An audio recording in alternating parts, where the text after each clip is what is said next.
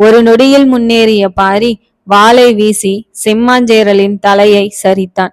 வாளை எறிந்த பாரி நடந்து செல்ல வாரியன் முடியனுடன் அனைவரும் அமைதியாக பின்தொடர்ந்தனர். புலி அருவியின் நீரில் இறங்கிய பாரி நடந்து சென்று மேலிருந்து விழும் அருவி நீரில் நிற்க கண்களில் நீர் பெருக துவங்கியது. உள்ளம் தசை மூடிய தணல் குழம்பாய் குமுறியது.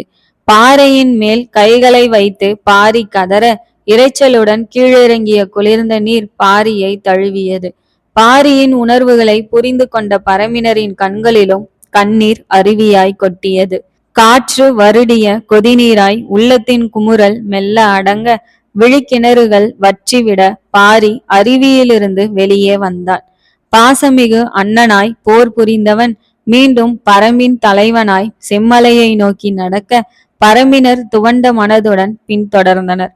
பாரி செம்மலையின் உச்சியை அடைந்ததும் நிலவனின் உடலை கையில் ஏந்தி கொண்டு கொடியூரை நோக்கி நடக்க துவங்கினான்.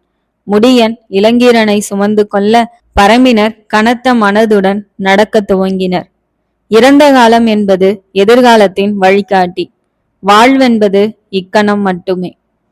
உள்ளங்களற்ற தோல் சிற்பங்களாய் காடுகளை கடந்து சென்றனர். பரம்பினர் போரை வென்று திரும்புவதை அறிந்த முதியவர்களும் பெண்களும் குழந்தைகளும் கொற்றவை களத்தை சுத்தப்படுத்தினர். சிலையை மலர் மாலைகளால் நிறைத்தனர். குங்குமத்தையும் மஞ்சளையும் களமெங்கும் தெளித்தனர். கண்ணீரை புறந்தள்ளி செந்நீரை கரைத்தனர். காய்ந்த விறகுகளை களத்தின் நடுவில் குவித்து வைத்தனர். பெருவெள்ளமாய் கரைபுரண்டு வந்த காரிருள் குறிஞ்சியை விழுங்குகையில் தீப்பந்தங்களின் ஒளியை கட்டவிழ்த்தனர். இரவின் 2ஆம் சாமம் முடிகையில் பாரியும் மற்றவர்களும் களத்தை நெருங்க தொண்டக பறையும் முருகியையும் கொண்டு கொட்டொலி எழுப்பினர். குரலெனும் வில் முடிந்து ஒலி அம்புகளை நானேற்றி திசைகளை துளைத்தனர். ஒலிகளின் கிளைகளே இன்றி ஆடத் துவங்கினர். நிலவனின் உடலையும் இளங்கீரனின் உடலையும் சிலர் வாங்கி சென்றனர்.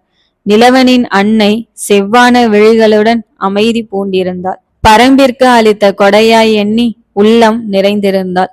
அவளின் விரல்களை பற்றியவாறு நீலன் அழுது கொண்டிருந்தான். இருவருக்கும் தோண்டப்பட்ட குழிகளில் வைத்து துணி மூடி மண் போர்த்தினர். வாளையும் தேனையும் வழித்துணையாய் வைத்தனர்.